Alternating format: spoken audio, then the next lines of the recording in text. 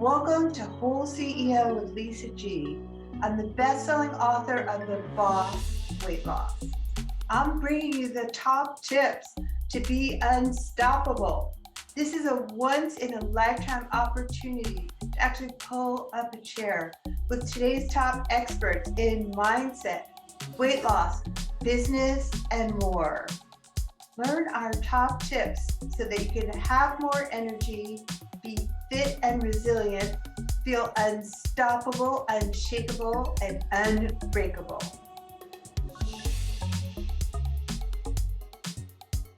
She's the CEO and founder of the PBT Betrayal Transformation Institute, a holistic psychologist, a health, mindset, and personal development expert, the author of the #1 bestselling book, The Unshakable Woman. Her recent study on how we experience betrayal made groundbreaking discoveries. She's been featured on Fox, CBS, Dr. Oz, TEDx twice, an award-winning speaker, coach, and author dedicated to helping people move past any blocks preventing them from the health, work, and relationships and confidence and happiness they want. Debi Silber, welcome. Thank you so much. Looking forward to our conversation. Me too. I'm so excited to have a former New Yorker here. I'm a former New Yorker. So back east, people, I want to talk to you, jumping right in, about how your biggest crisis can reveal your greatest gift. Mm-hmm. Yeah, it is an incredible opportunity. Now, some people choose to have it reveal their greatest gift, and some stay sick, sad, and stuck. It's a choice. Right. I did the PhD study on it, and I have the proof. So I did a study on betrayal. Of course, you don't study something like betrayal unless you have to. But it was on what holds us back, what helps us heal, and what happens to us, when the people closest to us lie, cheat, and deceive. That study led to 3 groundbreaking discoveries, which changed my health, my family, my work, my life. Oh my God. Okay. That poses the question. Obviously, the betrayal, is that something you want to talk about? Yeah, sure. So, this is actually my 30th year in business. And as life would morph and change, so would business. Going through health, mindset, personal development. And then I had a betrayal from my family. Thought I did what I needed to do to heal. A couple of years later, it happened again. This time it was my husband. Anybody who's been through it, you're shocked, you're blindsided, you're devastated. So got him out of the house. I was 50 years old and I'm like, okay, 4 kids, 6 dogs, a thriving business. And I'm like, no. Something really drastic has to change because boundaries were never in place. I never really took my needs seriously. So I enrolled in a PhD program in transpersonal psychology. Yeah, the psychology of transformation, because that's what was happening. I didn't understand it. He was changing on his own, wasn't ready to look at that. And then when it was time to do the study, I studied betrayal. I had no idea we were going to make those discoveries. I mean, my intention was just to heal, but I remember saying, if I heal, I'm taking everybody with me.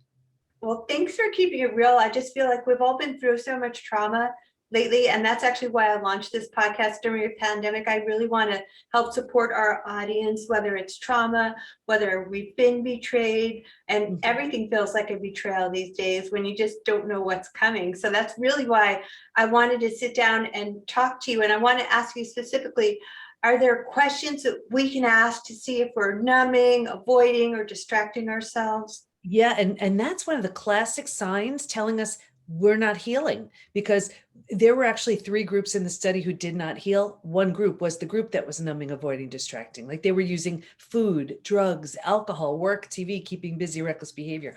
So these are 4 questions that I invite everybody to write down. I've done them all. I know, I'm familiar with them. Okay. So, and that's my way of saying write these down. So am I numbing, avoiding, distracting? If so, how? Be honest with yourself. Do you walk into the kitchen, you're not the least bit hungry and you're eating? Do you walk into a room, you put the TV on just to drown out the sound of your own thoughts? Call yourself on it, right? The second question, what am I pretending not to see? Am I pretending not to see there's trouble in my relationship? Am I pretending not to see that health issue that needs my attention? Am I pretending not to see I hate my job? The third question, what's life going to look like in 5 to 10 years if I keep this going? play it all the way out. Take that relationship issue you're ignoring. Go 5 to 10 years in the future. What does it look like? Same thing with the health issue. Play it out. What does it look like? Same thing with the work issue. What does that look like in 5 to 10 years?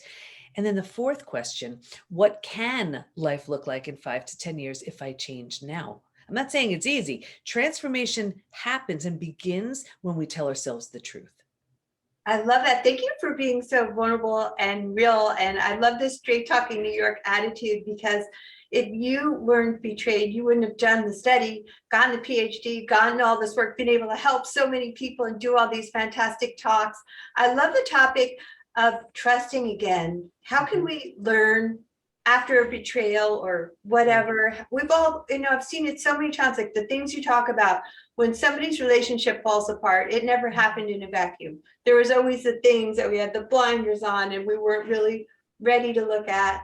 So how can we, once we've been through stuff like that, learn how to trust again? Yeah. And that's why I wrote the book, Trust Again. And I teach a 4-step trust rebuilding process. I'm happy to share that, but I'm going to go through, like, this is how I look at trust. I look at trust like a brick wall. Every opportunity someone has to show that they're trustworthy, that's one brick in the brick wall. So you could see how it could take a long time to be built, right? And then in one terrible moment, series of moments, the entire wall can come tumbling down. Now, the person whose trust got shattered can look at that brick wall, the rubble of bricks, and say, I don't have the least bit of interest in watching that thing get rebuilt. Totally fine. And Right. you move on. However, if the person whose trust got shattered is willing to watch the brick wall get rebuilt, the person who shattered it has to be a really good bricklayer. And they have to put it up the same way they did it the first time. Every opportunity they have to show they're trustworthy, one brick in that brick wall. And that's why it takes time. But what so many people do is they're so uncomfortable. They hate that feeling. They just want it to go away. So what I see is so many of the people whose trust is shattered, they're like, forget it, I'll build it. No, it doesn't work like that. Yeah. You can move on. But if you're willing, you're even considering trusting that person again, that's their responsibility. Your job is to be willing. Well, thank you for that. So is that something you can do, like after the betrayal, can you build your marriage back up? Because I've heard the old saying that trust is lost in inches and gained in miles, or no, the other way around, but you know what I'm saying? Is that something that you help people do? We, within the Institute, we teach, if it's safe and in your best interest, to just heal yourself and move on, or heal and rebuild. Okay. And here's the thing though, rebuilding is always a choice, whether you rebuild yourself and move on. That's what I did with my family. It wasn't an option to build with them. Or if the situation lends itself, if you're willing, if you want to, you rebuild something entirely new with the person who hurt you. That's what I did with my husband. So not long ago, we married each other again. Oh my God, I'm so happy that your story ended well. I was wondering about that, because can't you just now have a closer relationship because you've been through all of this work? Well, what's so interesting is we're like a new family. We're all the same people, but we're not. And now we're having so much fun. We're so close. We really enjoy each other. But it took a complete and total crash and burn to rebuild something new. And what I see so often is people are so afraid of the death and destruction of the old. But until and unless you do that, you can't birth something new. So, when that happened, when the betrayal happened, I'm like, okay, that was the deal breaker. I'm on my own.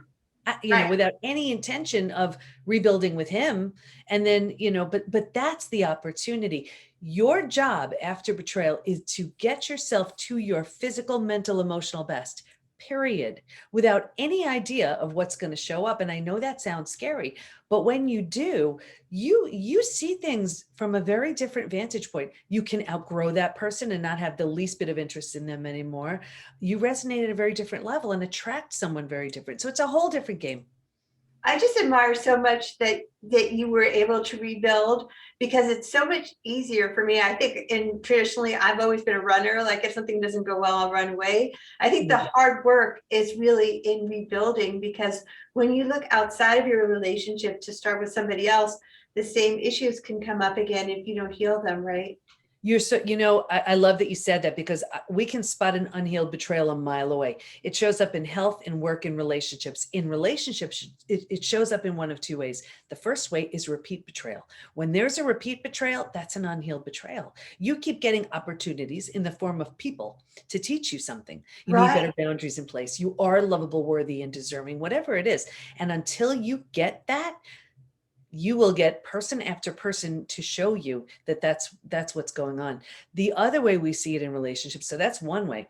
The other way is, those people where they put the big wall up. They're like, nope, been there, done that. No one's getting close to me again. And we think it's coming from a place of strength. It's not. It's coming from fear. So we need to rebuild that trust, because otherwise it's like living half a life. It's like getting burnt on the stove and saying, I'm never cooking again. That's not fair. I know, but I've seen that happen with myself and other people, where they put up that force field wall to protect yourself, but you're really keeping the love out and not keeping your heart open. So isn't it hard to keep your heart open after a betrayal? It's brutally hard. And that's why you don't keep your heart open right away. That's why you do the healing first. Right. Because when you're coming from that broken place, of course, we're never broken, bent, you know what I mean? But when you're coming from that broken place, the only thing you can attract is broken. So that's why you do the work to heal. And it's like, I'll show you something. You will never forget this. Ready? So here, you start here and the other person is here, and then there's a betrayal. It's terrible. Right. But if you do the work, you improve physically, mentally, and emotionally, but this person doesn't, and all you want to do is be with that person, you will keep sabotaging yourself because you don't want to outgrow them. Right. But you like it here. So then you want to be here, but then you're like, why can't they do this? They're not ready. So when you do the work to get here, but you're so committed to being with that person, what happens is you get this. Right. So you both have to be willing to do the work if you want to heal from a betrayal and grow closer and more. Isn't it more of a spiritual relationship once you can be closer and do the work together? It's so different, because you're, it's the first time it could be safety and security, of course, love, but then after that, it's the next level of that relationship is, how do we best support each other to bring that person to their highest and best? Like, for example, who is the biggest supporter behind my book, Trust Again, where I share my story? My husband. Oh my gosh. Someone who wasn't willing to grow, that would have been really bad. And my kids were really supportive too. I thought they were going to be like, oh, come on, Mom. They were totally behind. I love that. You're going to help a lot of people. So I love all the things you're up to in the world. And I think the other side that I've seen of people that have been betrayed is they can't trust again, and that they're always jealous of you if they haven't worked through their past behavior of betrayal. And then they get into another relationship, then you get to be the person they don't trust if you're the new person.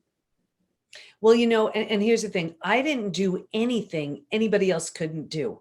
I just said, I have to heal this, and I'm not taking any shortcuts. I'm just putting my head down, and I am not picking it back up until I'm out the other side. And it's proven. I mean, one of the discoveries was that there are these 5 stages we will go through. You don't skip a stage. You don't change the order if we're going to fully heal.